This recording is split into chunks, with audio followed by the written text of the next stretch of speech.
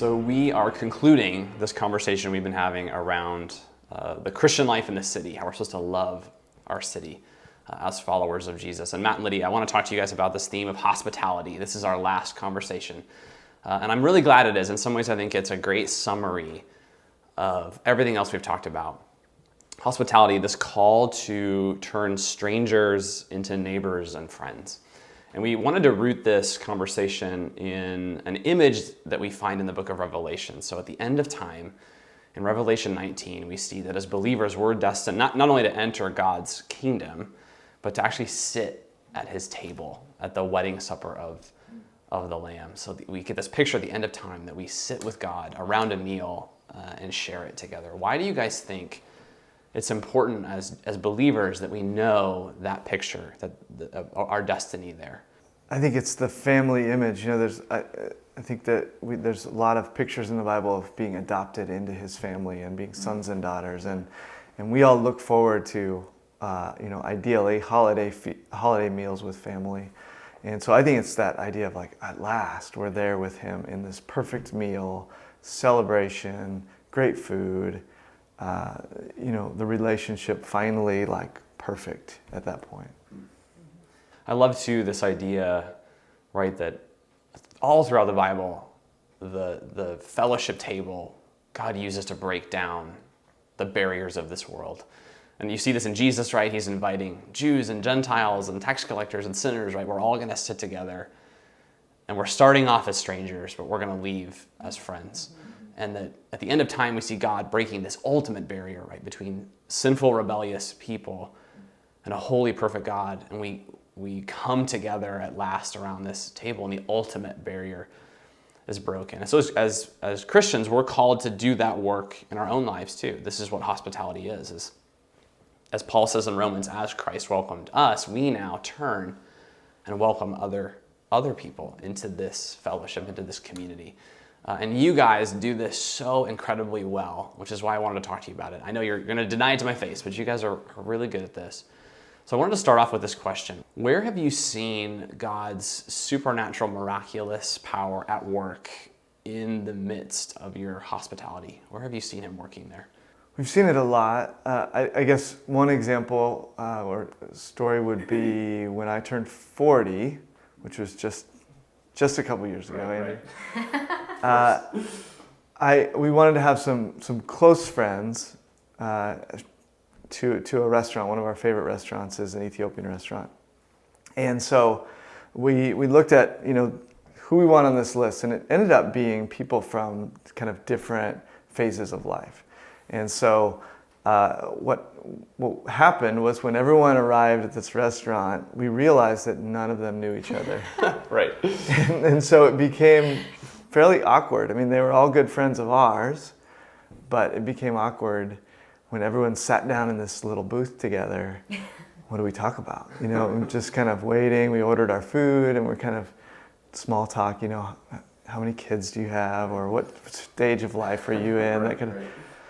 But what was amazing was when the food arrived. In Ethiopian restaurants, you eat with your hands and you share plates of shared food.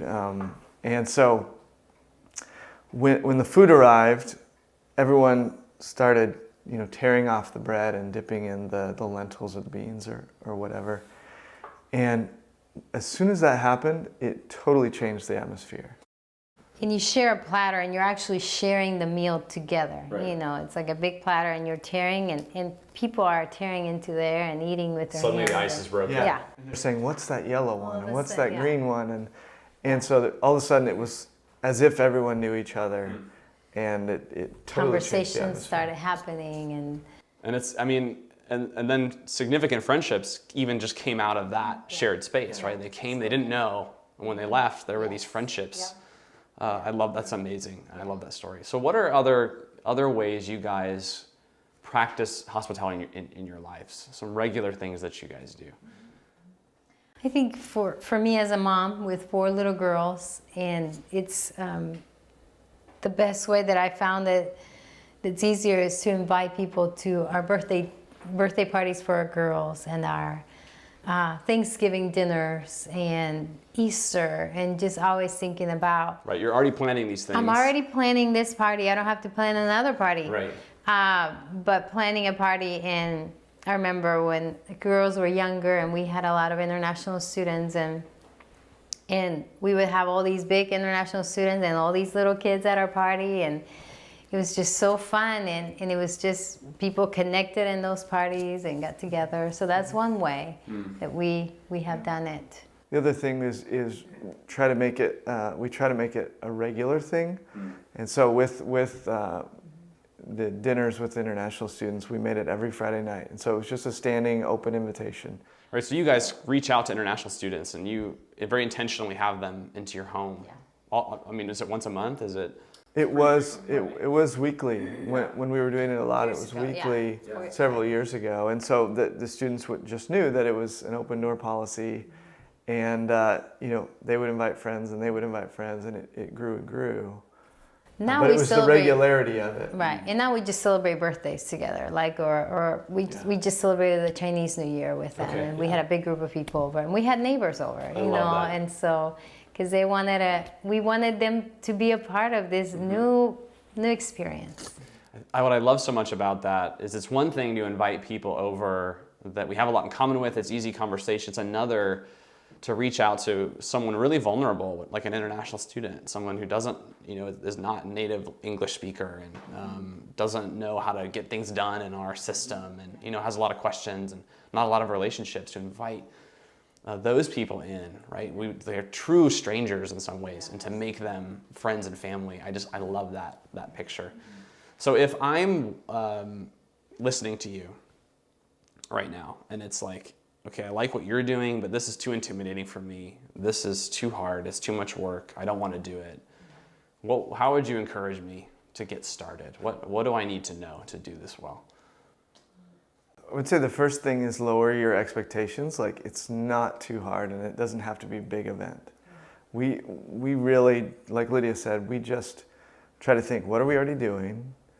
And then who can we invite that we can care for within this event. We don't plan, special big Bible study during the dinner to try to make it a spiritual event, or we just have dinner and we just invite them to be part of our family.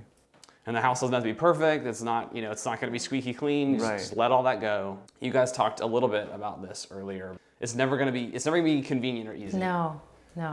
It always is a sacrifice. Even though we love, God's put this in our hearts to do, it's hard. It always takes work.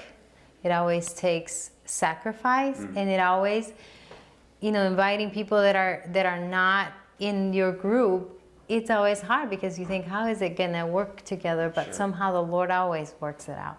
Yeah, it's almost like if you wait until this is easy or convenient to invite people into your life, you'll never do it. It's always stretching, especially when we begin to invite people who we have less and less in common with.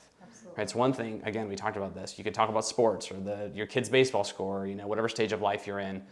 There's certain topics that are easy for us to connect over, but when you're really inviting someone over that you don't have a lot of those connections with, it forces you in a much more vulnerable place, and it is always a sacrifice. That's really good. So, as we conclude here, what is one thing you think everyone needs to remember from this conversation? I think that the reason why we do what we do is because it made such a big impact in my life. 20 years ago, I came here as an international student myself, and a family opened up their home to me, and I was very lost. I had come from a very broken background, with a very broken family, and for the first time in my life, I was able to see what love really looks like in a family. Seeing a couple that actually loved each other, and they loved their daughter and cared for her so well, and we prayed before meals. Right, and these were believers. This is the first time. Believers, yeah. In some ways, you'd seen that faith lived out. Yeah, and my life was changed. I was like, this is what I want. There was peace in their home, there was joy. And I think as believers, we underestimate the power that Christ is in us. And even though we're not perfect, you know, we think, well, we're not, you know, we're messed up, or our kids are crazy. Well, God can and will, you know, use your family to impact one person's life, you know. And so to open up your home like that, that's how I came to know Christ. That's how. This work of welcoming and taking strangers and making them neighbors and friends, it can change someoe's life. Absolutely. God can use it to change a life. I love that. This has been a really great conversation, you guys. Thank you. Yeah.